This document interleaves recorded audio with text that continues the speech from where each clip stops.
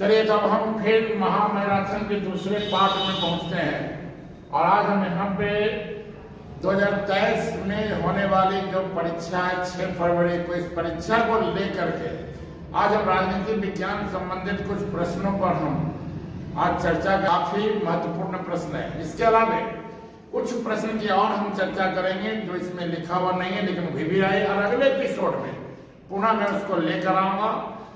और अभी लगातार ये दौर जारी रहेगा, इसीलिए आप हमारे चैनल पर नए हैं तो सब्सक्राइब के साथ शेयर भी करते रहें, और अगर पुराने हैं तो लाइक करें और अपने मित्रों तक पहुंचाएं। तो ज्यादा समय गवाते हुए नहीं, अब हम बस मुद्दा पे आते हैं। इसके पहले हमने कुछ प्रश्नों पे बता रहे वीडियो अपलोड किया था महामैराथन का, वो पार्ट 1 था जो विद्यार्थियों का डिमांड था, और अब बता रहे हैं ये दूसरा पार्ट है। तो दूसरे पार्ट में देखते हैं कि प्रश्न यहां पे आता है, बंदी प्रत्यक्षीकरण क्या है। देखिए, बंदी प्रत्यक्षीकरण क्या है, इसको अंग्रेजी में हैबियस कॉर्पस कहा जाता है।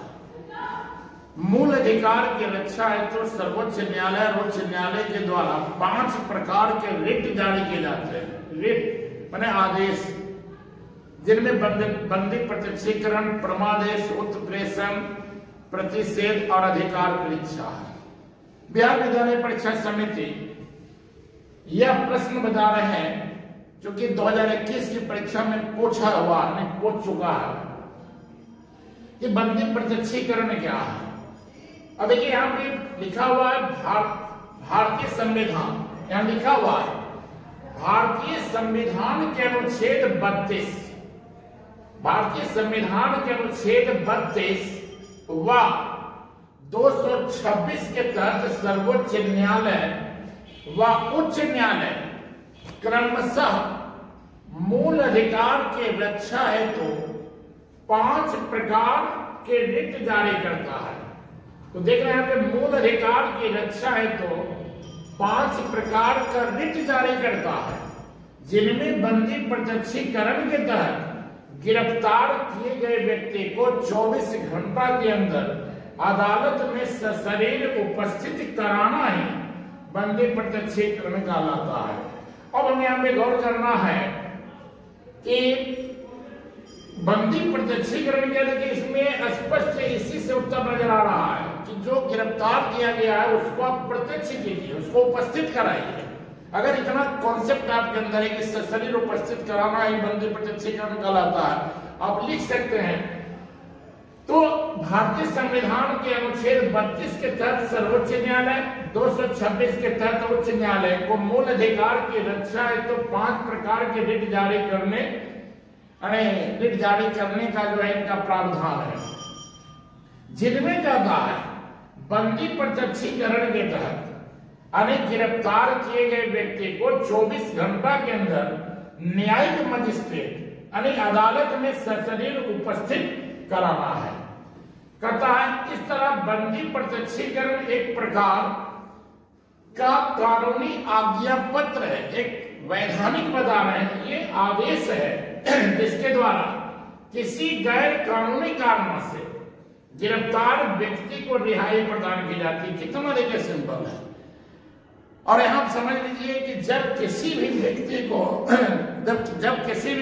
को पुलिस गिरफ्तार करती है तो उसे 24 घंटा के अंदर न्यायिक मजिस्ट्रेट अर्थात अदालत में सशरीर उपस्थित कराना होता है कि जो व्यक्ति गिरफ्तार किया गया है क्या उसकी गिरफ्तारी वैध है या अवैध है। अगर न्यायिक मजिस्ट्रेट को लगता है कि गिरफ्तारी बिल्कुल उचित है तो उसे कारावास की सजा नहीं, जेल की सजा प्रदान की जाती है। अगर न्यायिक मजिस्ट्रेट को लगता है कि नहीं गिरफ्तारी गलतफहमी के कारण या अवैध तरीके से, तो उसे न्यायालय से रिहा कर दिया जाता है। तो यहाँ पे सर्वोच्च न्यायालय जो है अनुच्छेद 32 के तहत, उच्च न्यायालय 226 के तहत मूल अधिकार की रक्षा के लिए एक प्रकार का रिट जारी करता है जिसका नाम है बंदी प्रत्यक्षीकरण। तो बंदी प्रत्यक्षीकरण का मतलब ये होता है सशरीर उपस्थित कराना। फिर से हम लोग एक बार देख लेते हैं। भारतीय संविधान के अनुच्छेद 32 एवं 226 के तहत सर्वोच्च न्यायालय व उच्च न्यायालय क्रमशः मूल अधिकार की रक्षा हेतु 5 प्रकार का रिट जारी करता है, जिनमें बंदी प्रत्यक्षीकरण के तहत गिरफ्तार किए गए व्यक्ति को 24 घंटा के अंदर न्यायिक मजिस्ट्रेट के समक्ष सशरीर उपस्थित करना होता है। इस तरह बंदी प्रत्यक्षीकरण एक प्रकार का कानूनी आज्ञा पत्र है। बंदी प्रत्यक्षीकरण एक प्रकार का कानूनी आज्ञा पत्र है जिसके द्वारा किसी गैर कानूनी कारणों से गिरफ्तार व्यक्ति को रिहाई प्रदान की जाती है। देखिए, बस इतना ही आपको लिखना है। अगर आप परीक्षा में अगर आप केवल यह भी लिख देते हैं कि बंदी प्रत्यक्षीकरण का मतलब सशरीर उपस्थित कराना, जिस व्यक्ति को पुलिस द्वारा गिरफ्तार किया जाता है उसे 24 घंटा के अंदर न्यायिक मजिस्ट्रेट या अदालत में सशरीर उपस्थित कराना होता है, इसे बंदी प्रत्यक्षीकरण कहते हैं। आपको निश्चित ही यहाँ पे 2 नंबर जो है आपका समझिए फिक्स हो गया। मिलवा बशर्ते शुद्ध और स्पष्ट साफ लिखना है। चलिए हम लोग अगले प्रश्न में चलते हैं। चलिए अगला देखिए क्वेश्चन है। अगला प्रश्न आ रहा है कि राष्ट्रपति की विधायी शक्तियां क्या है। अब क्वेश्चन आ रहा है कि राष्ट्रपति की विधायी शक्तियां क्या है। तो राष्ट्रपति संसद के भिन्न अंग होते हैं, क्योंकि संसद लोकसभा, राज्यसभा और राष्ट्रपति के मिलने से बना है। संसद के 2 सदन है, लोकसभा और राज्यसभा। लेकिन जब अंक पूछेगा तो इसके 3 हैं, राष्ट्रपति, लोकसभा, राज्यसभा। तो राष्ट्रपति संसद के अभिन्न अंग होते हैं। इस कारण राष्ट्रपति को निम्नलिखित विधायी शक्तियां प्राप्त है। अरे लेजिस्लेटिव पावर इसको कहते हैं, यह लेजिस्लेटिव पावर है।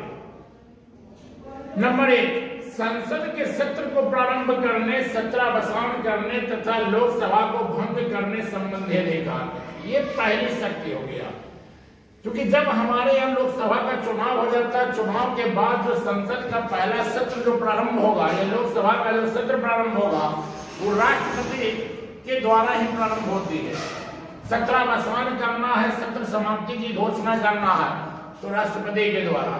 अगर लोकसभा को भंग करना है तो भाई प्रधानमंत्री की सिफारिश पर लोकसभा को भंग करने का जो अधिकार है वो राष्ट्रपति के पास है। तो पहला विधायी शक्ति देखिए, हमें यह समझना है कि राष्ट्रपति हमारे संसद के अभिन्न अंग है, अभिन्न हिस्सा है, और इसको लेकर के इनको कौन सी शक्तियां प्राप्त है।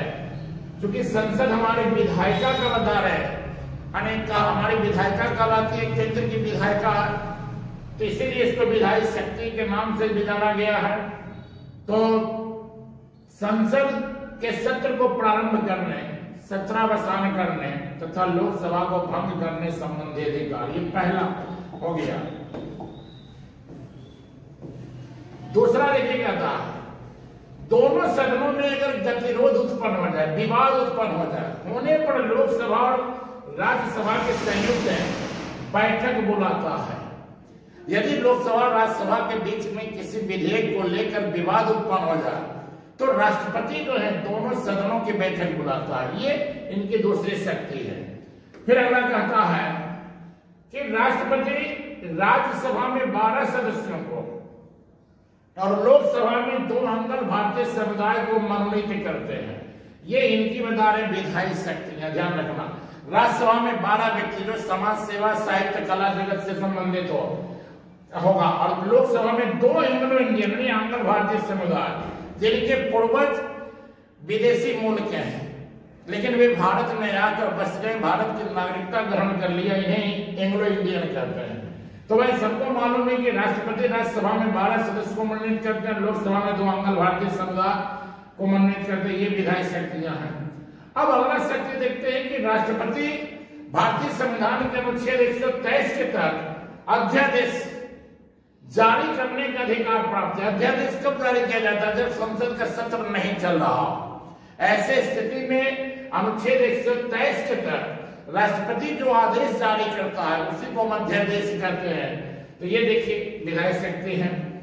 राष्ट्रपति संसद के समक्ष नियंत्रक एवं महालेखा परीक्षक, वित्त आयोग इत्यादि के रिपोर्ट को प्रस्तुत करते हैं। ये विधायी शक्तियां। अगर आप ये 5 पॉइंट लिख लेते हैं और 2 नंबर का तो ठीक है, लेकिन लॉन्ग में अगर पूछे और फिर भी इतना लिखेगा आपको तो 5 का 5 भी बता रहे टीचर दे सकता। चलिए देखिए, अब फिर से एक बार हम लोग देख लेते हैं राष्ट्रपति की विधायी शक्तियां क्या है। राष्ट्रपति संसद के भिन्न अंग होते हैं, इस कारण राष्ट्रपति को निम्नलिखित विधायी शक्तियां प्राप्त है। संसद के सत्र को प्रारंभ करने, सत्रावसान करने तथा लोकसभा को भंग करने संबंधी अधिकार। दोनों सदनों में गतिरोध उत्पन्न होने पर लोकसभा और राज्यसभा की संयुक्त बैठक बुलाता है। राष्ट्रपति राज्यसभा में 12 सदस्यों को और लोकसभा में 2 अंगल भारतीय समुदाय को मनोनीत करता है। ये तीसरी विधायी शक्तियां हैं। अनुच्छेद 123 के तहत अध्यादेश जारी करने का अधिकार प्राप्त है। राष्ट्रपति संसद के समक्ष नियंत्रक एवं महालेखा परीक्षक, वित्त आयोग इत्यादि के रिपोर्ट को प्रस्तुत करता है। ये राष्ट्रपति की 5वीं शक्तियां हैं। इसके अलावा भी अन्य शक्ति का जिक्र है। तो चलिए हम लोग आते हैं तीसरे प्रश्न में। कहता है राज्यों एवं संघ शासित क्षेत्र में क्या अंतर है। यहाँ विद्यार्थियों ध्यान देंगे, राज्य और संघ शासित को हम केंद्र शासित कहते हैं। कहता भारतीय संविधान के तहत राज्य को लिखित तौर पर शासन करने की आजादी में स्वायत्तता प्रदान किया गया। हमने स्वायत्तता शब्द को हमने आजादी में फ्रीडम में ले लिया कि हमारा जो राज्य है, हमारा जो प्रांत है, वह संवैधानिक रूप से शासन करने के लिए स्वतंत्र है। तो भाई स्वतंत्र कैसे है? क्योंकि हमारा संविधान जो है वह राज्य को भी शक्ति प्रदान किया है और इस शक्ति का उल्लेख लिखित तौर पे किया गया, यानी केंद्र और राज्य के बीच में शक्तियों का विभाजन। जैसा कि भारतीय संविधान की 7वीं अनुसूची में केंद्र और राज्य के बीच शक्तियों का विभाजन 3 प्रकार से किया गया है: संघ सूची, राज्य सूची और संवर्ती सूची। संघ सूची के तहत जितने भी विषय आते हैं उस पर केंद्र सरकार कानून बनाती है।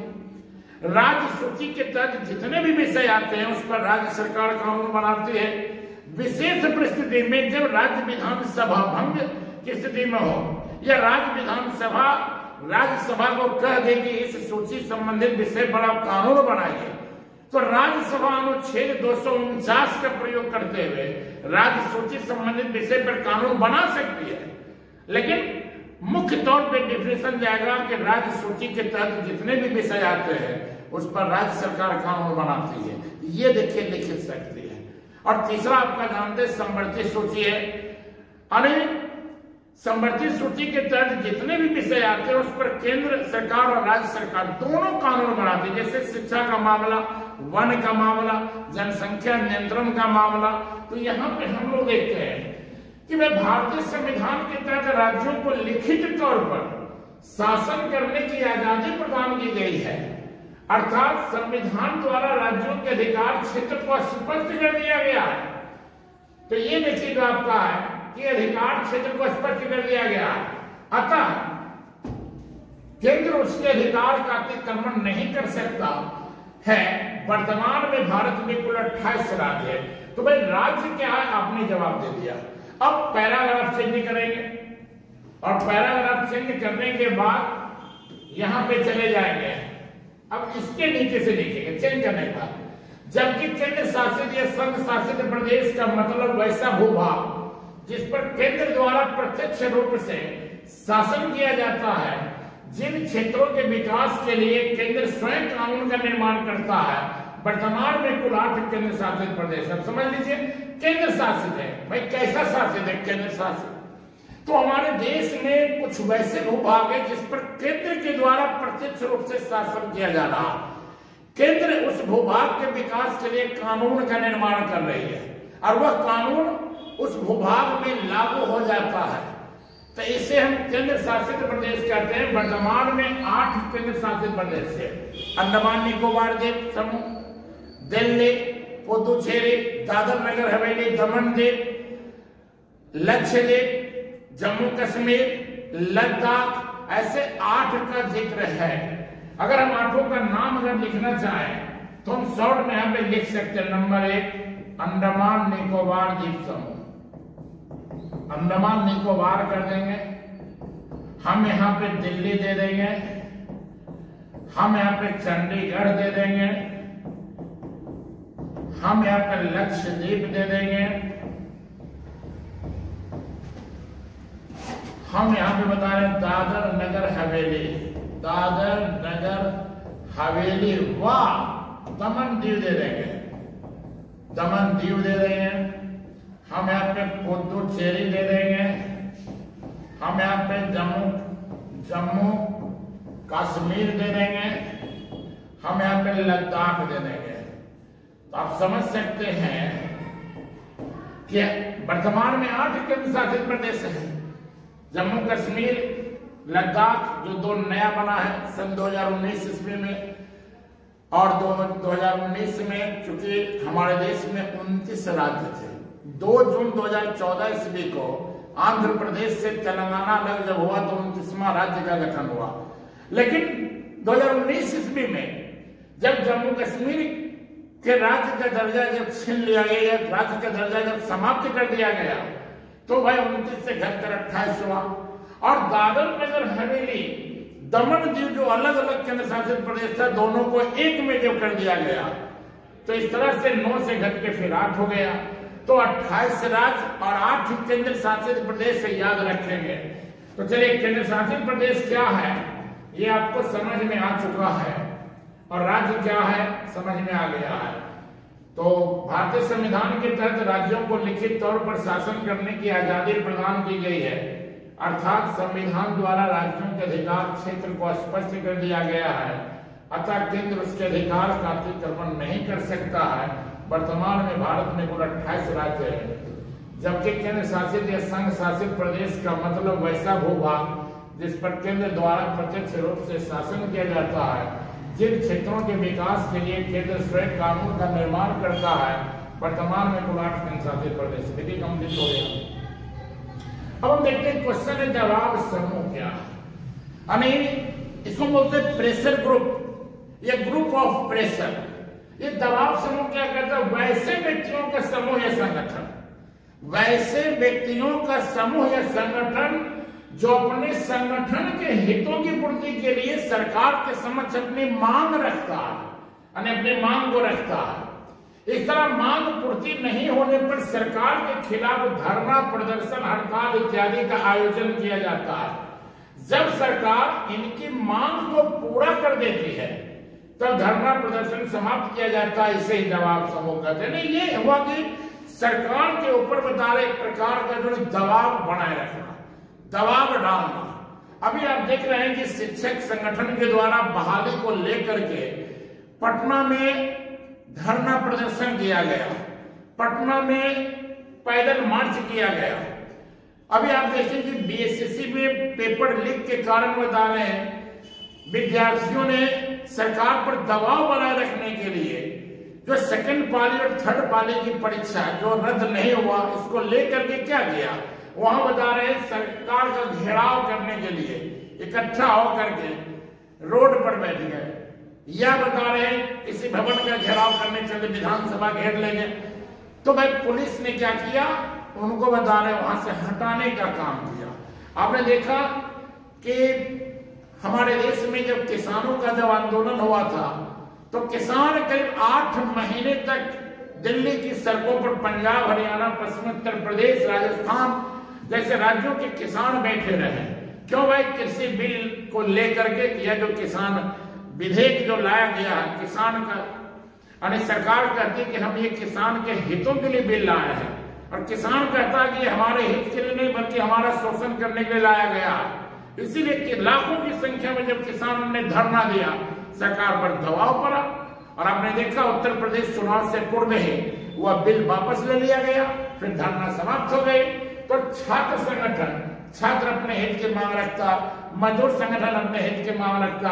तो इसमें समझना क्या, वैसे व्यक्तियों का समूह या संगठन जो अपने संगठन के हितों की पूर्ति के लिए, किसी एक व्यक्ति के लिए नहीं है, संगठन के हितों की पूर्ति के लिए सरकार के समक्ष अपनी मांग रखता, और यदि सरकार मांग पूरा कर देती है तो हड़ताल धरना की बात ही नहीं है।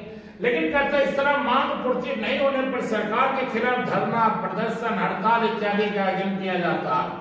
जब सरकार इनकी मांग को पूरा कर देती है तो धरना प्रदर्शन समाप्त किया जाता है। इसे ही दबाव समूह कहते हैं। तो सरकार को दिशा प्रदान करने के लिए एक प्रकार का यह जो समूह समय समय पर धरना प्रदर्शन का काम करता है। अपने हकूक की लड़ाई के लिए, अपने हक की मांग के लिए सरकार पर यह जो है दबाव डालता है। अब आगे चलते देखते हैं। तो उदाहरण हमने दिया किसान संगठन, मजदूर संगठन, छात्र संगठन, कितना दीजिए।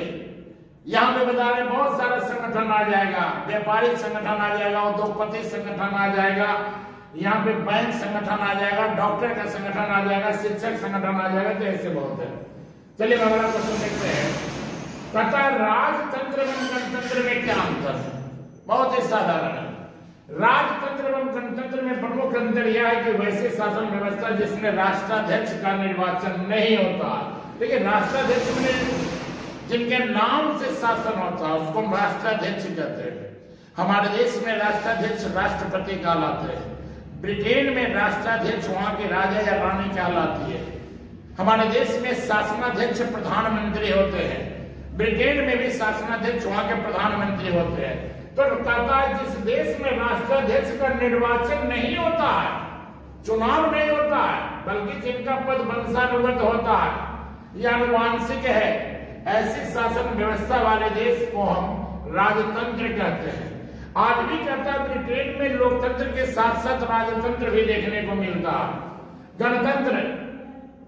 गणतंत्र का मतलब जिस देश में राष्ट्राध्यक्ष का समय समय पर चुनाव कराया जाता है। अब देख रहे हमारे देश में 1952 से लेकर के अब तक राष्ट्रपति का चुनाव कराया गया, यानी 52 से लेकर के 2022। आपने देखा 2022 ईस्वी में राष्ट्रपति का जब चुनाव हुआ तो द्रौपदी मुर्मू भारत की दूसरी महिला राष्ट्रपति बनने वाली हुई। पहली महिला प्रतिभा देवी सिंह पाटिल और दूसरी महिला द्रौपदी मुर्मू। अरे रामनाथ कोविंद का उन्होंने स्थान ग्रहण किया। तो हमारे यहाँ जो राष्ट्रपति होते हैं वो हमारे देश के राष्ट्राध्यक्ष है। और हमारे नहीं बल्कि दुनिया के जिन देशों में राष्ट्राध्यक्ष का निर्वाचन होता है, चाहे वो जनता के द्वारा प्रत्यक्ष रूप से हो, चाहे जनता का प्रतिनिधि करे। अगर जनता का प्रतिनिधि करता है तो उसे हम अप्रत्यक्ष निर्वाचन कहते हैं।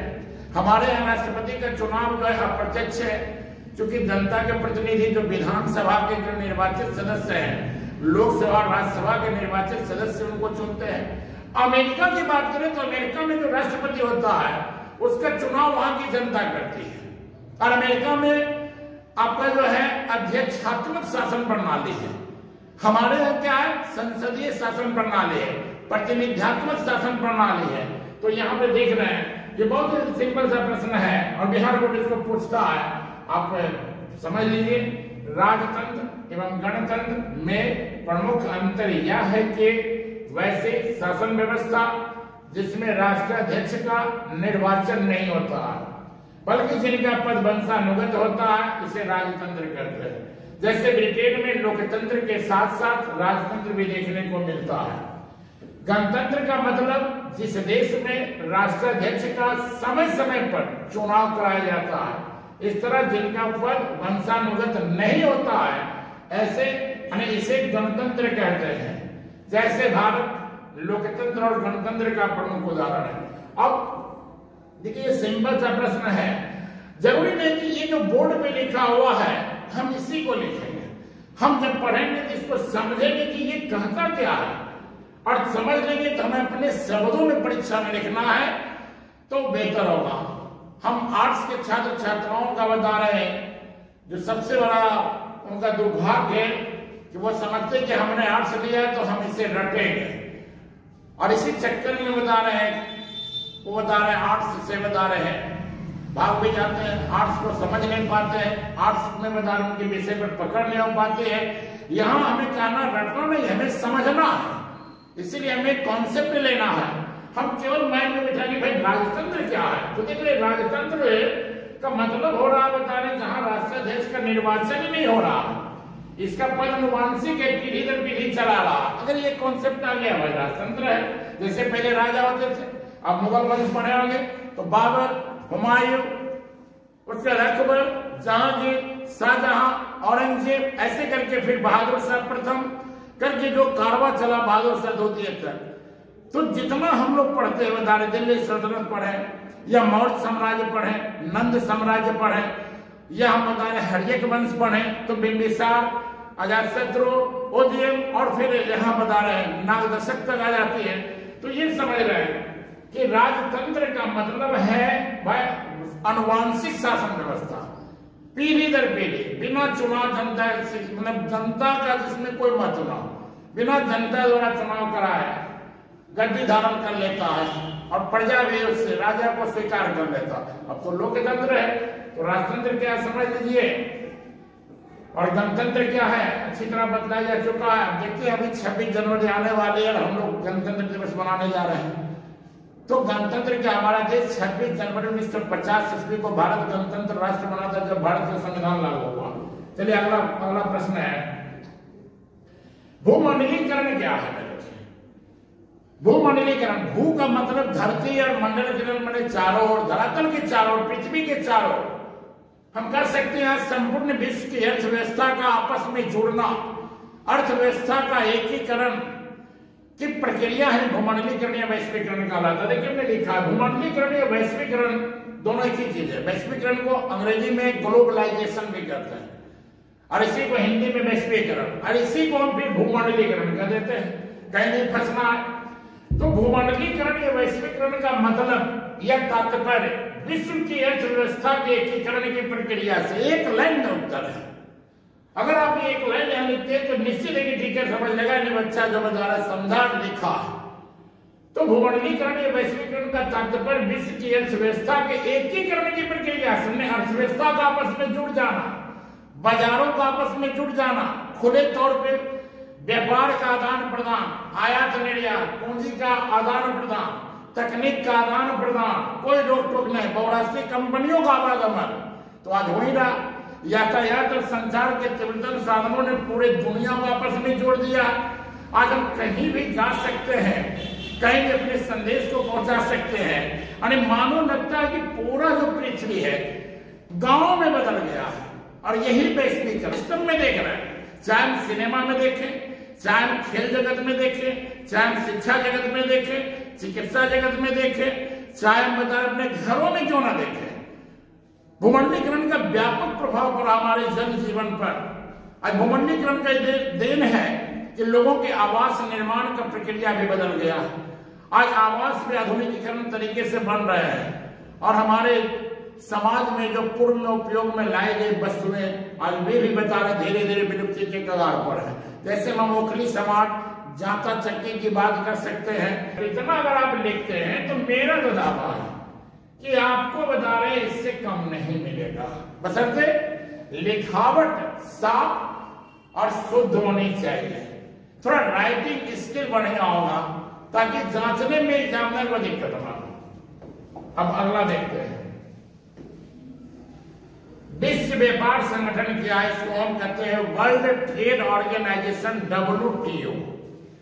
थोड़ा बता देते हैं,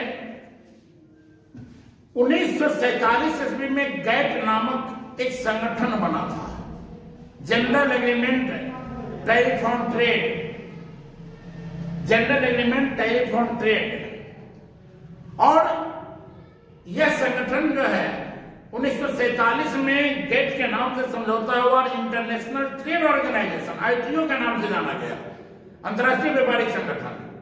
1948 ईस्वी में अंतर्राष्ट्रीय व्यापारिक संगठन जो है गेट के नाम से जाना गया, GATT, सामान्य व्यापार शुल्क समझौता कहता है। यही संगठन 1 जनवरी 1995 ईस्वी को विश्व व्यापार संगठन में परिवर्तित हो गया।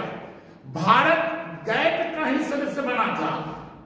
इस तरह स्पष्ट है कि विश्व व्यापार संगठन के संस्थापक सदस्य भी माना जाता है। विश्व व्यापार संगठन क्या करते हैं? नाम से पता चलता है अंतर्राष्ट्रीय स्तर पर व्यापार वाणिज्य को बढ़ावा प्रदान करती है। विश्व के विभिन्न देशों के बीच में व्यापारिक संबंध पर यह बल प्रदान करता है। विकसित और दुनिया के विकसित या विकासशील देशों के बीच में व्यापारिक संबंध के स्थापना पे बल देता है, उन्हें प्रशिक्षण प्रदान करता है, व्यापार संबंधी नियमों का निर्धारण करता है। विश्व व्यापार संगठन ये दुनिया का एकमात्र अंतर्राष्ट्रीय व्यापारिक संगठन के रूप में से जाना जाता है। देखते कहता है यह एक अंतर्राष्ट्रीय व्यापारिक संगठन है, इंटरनेशनल, ये ट्रेड ऑर्गेनाइजेशन है। यह एक अंतर्राष्ट्रीय व्यापारिक संगठन है जो विभिन्न देशों के बीच व्यापार के नियमों को उदार बनाती है। विश्व व्यापार संगठन स्थापना के पूर्व दैट के नाम से जाना जाता था, लेकिन 1 जनवरी 1995 ईस्वी में इसका नाम बदलकर विश्व व्यापार संगठन किया गया। इसका मुख्यालय जेनेवा में है, जो स्विट्जरलैंड का प्रमुख शहर है। वर्तमान में इसमें कुल 164 देश सदस्य है। इसका मुख्य उद्देश्य निम्न है। अब देखिए इसका मुख्य उद्देश्य भाई क्या है, तो विश्व व्यापार संगठन व्यापारिक झगड़ों को निपटाता है। विश्व व्यापार संगठन विकसित तथा अल्प विकसित देशों को प्रशिक्षण तथा तकनीकी सहायता प्रदान करता है। अंतर्राष्ट्रीय स्तर पर व्यापार को बढ़ावा प्रदान करता है, व्यापारिक नियमों का निर्धारण भी करता है। इस तरह भारत 1947 ईस्वी में दैट संगठन का सदस्य बना और WTO का विश्व व्यापार संगठन का संस्थापक सदस्य भी है। तो देखिए इतना, अब परीक्षा में शॉर्ट में 2 नंबर का प्रश्न आ जाएगा कि भाई विश्व व्यापार संगठन क्या है। अब आप समझ चुके हैं, और दिक्कत हो तो आप दोबारा भी इसको सुन लीजिए। तो हम इसे एक बार फिर कहते हैं कि यह एक अंतर्राष्ट्रीय व्यापारिक संगठन है। इसकी स्थापना 1 जनवरी 1995 ईस्वी में हुई। इसका मुख्यालय जेनेवा में है। इस संगठन द्वारा अंतर्राष्ट्रीय स्तर पर व्यापार वाणिज्य को बढ़ावा प्रदान किया जाता है।